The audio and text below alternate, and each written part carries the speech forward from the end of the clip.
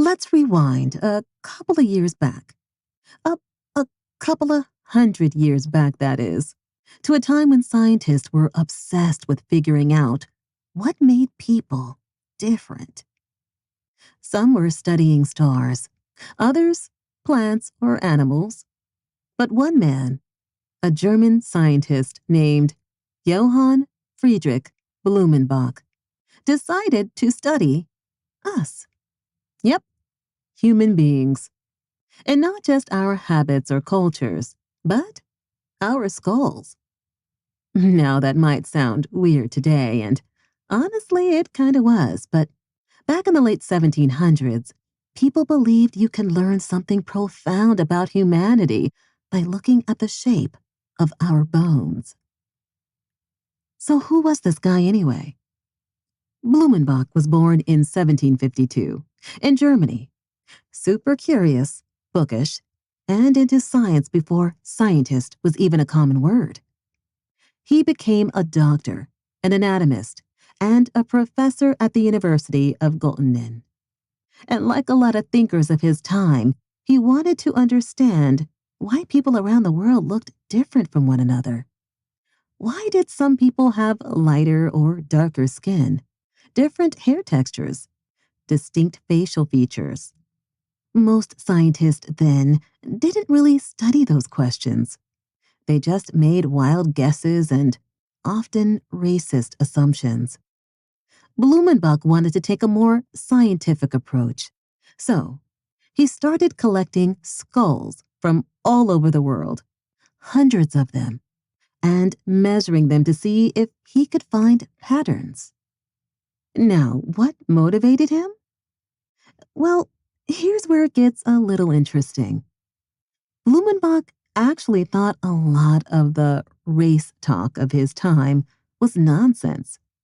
Many European scientists believed different races were different species. But he said, no way. We're all part of one big human family. That was actually a progressive idea for his era. But he also believed environmental factors, things like climate, diet, and lifestyle, could cause physical degeneration over time.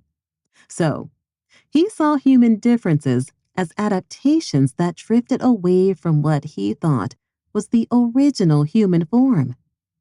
And what did he think that original form looked like? Well, this is where his bias slipped in. He had a skull from the Caucasus region, between Europe and Asia, that he thought was especially symmetrical and beautiful. He called it the Caucasian skull, and then labeled that group as the original human type. Well, that's actually where the word Caucasian comes from. Crazy, right? One man's personal opinion about a skull ended up shaping how people describe white identity for centuries. In 1795, he came up with 5 human varieties: Caucasian, Europe, the Middle East, North India; Mongolian, East Asia; Ethiopian, Africa; American, the indigenous peoples of the Americas; and Malay, Southeast Asia and the Pacific. He didn't call them separate races, more like branches of one big family tree. But in trying to organize humanity, he unintentionally helped create the racial categories that would later be used to divide people. Here's something most people didn't know about Blumenbach. See, he wasn't trying to rank anyone as superior or inferior.